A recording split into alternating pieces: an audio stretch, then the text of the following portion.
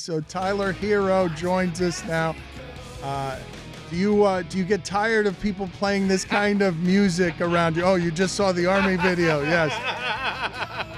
Tyler, thank you for joining us.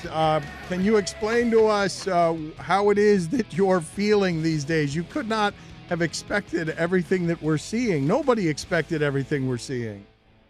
Yeah, we feel good. Obviously, winning the Eastern Conference Finals is a big accomplishment for me and for the rest of the guys on the team and the coaching staff. But obviously, the job's not done. Our main goal is to win the championship, obviously. But it feels good right now. We enjoyed it last night after the game, and then we'll be back to work tomorrow. All right, but if I go to Tyler when he's got the Devin Booker posters in his room as a kid, and I say, "Hey, you're gonna be playing against LeBron in the finals, your first year in the league," you say what to me? I'll probably say you're out your mind.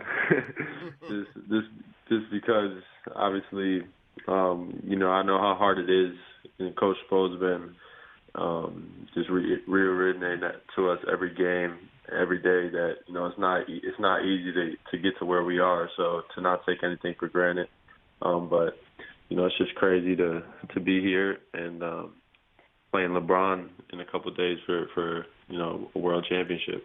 He'd tell me you're always the last guy to leave the gym. That you have an uncommon love of basketball. When you're experiencing this season, you expected it to look like what? If I come to you at the very beginning of the season, I say, Tyler, where's this team going to end up and where are you going to end up? What are you saying to me? At the beginning of the season, I think we all had a common goal, and that was obviously to win the championship. But obviously you never know. We have a bunch of new guys. Obviously me being a rookie, Kendrick Nunn being a rookie, just a bunch of new guys on the team, and you never know how that can go. And I feel like just a great group of guys in the locker room has led to our success. And then for me as a rookie coming in, I was just wanted to come in, hopefully get some minutes, compete, try to play myself into the rotation, and just continue to learn from the vets that we have. But I definitely didn't think it was going to look like this.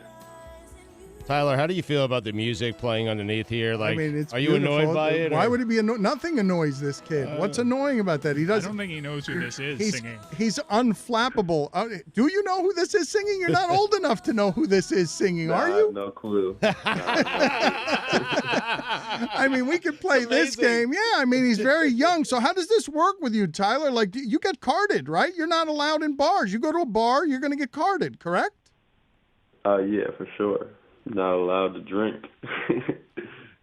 And so, all right, so that's the way that one works. He's a little young for that. So can you explain to me, Tyler, was there some sort of design in the game that you had with the 37 points where we're like, okay, somebody told you, Tyler, time to take over?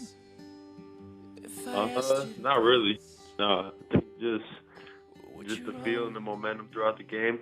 I think I had it going a little bit, and then Jimmy and the rest of the guys just continued to give me the ball, and I was just making the right play, and ended up having 37. But just teammates just trusted me, coaches trusted me with the ball late in games.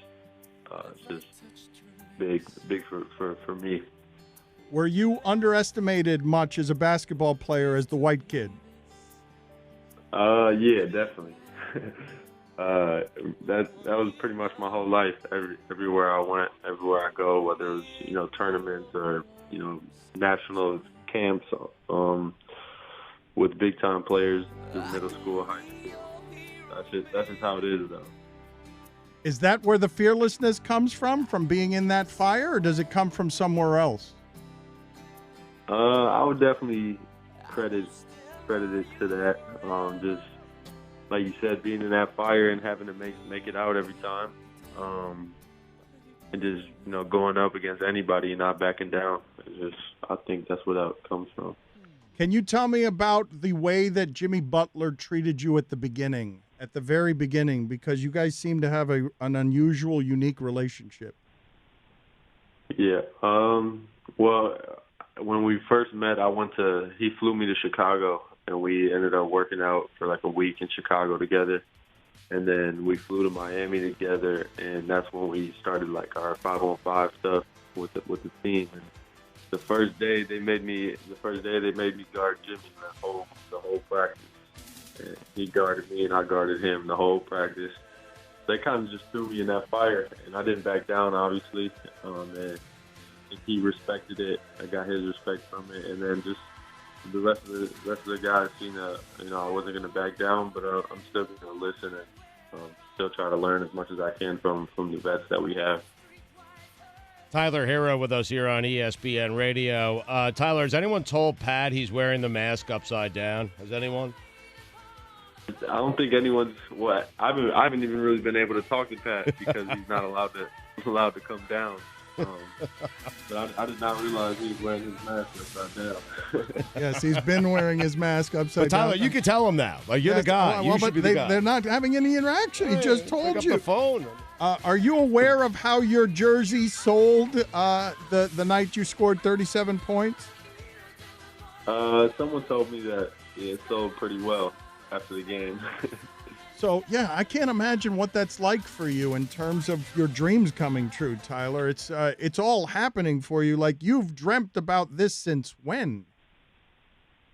I think ever since you pick up a basketball.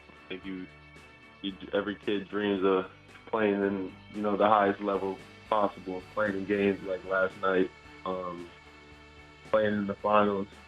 I think that's what every kid dreams of, and I think for me it started probably when I really started playing basketball, which was probably like 4 or 5, and then just continuing to get better. The more get better, the more hungry you get. So, have any of the veterans?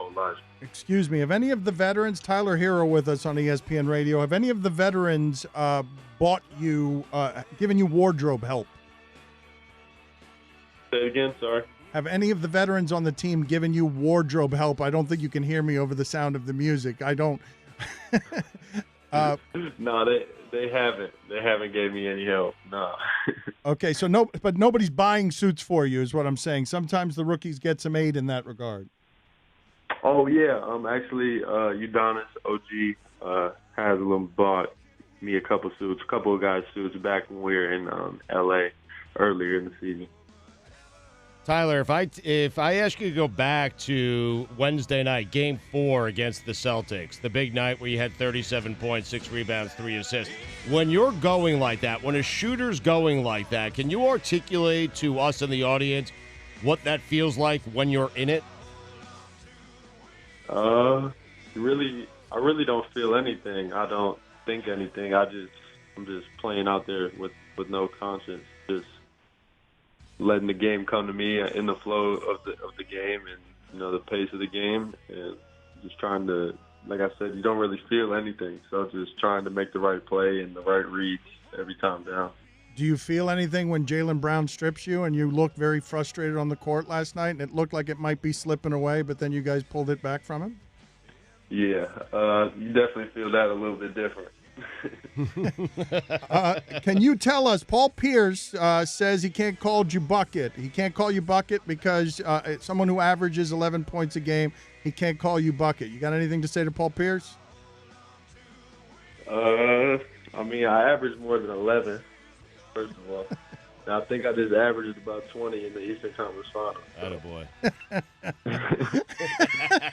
All right. You enjoyed the answer you gave to that. Tyler, thank you for being on with us. We appreciate it, sir. Of course. Thanks for having me, guys. All right, man.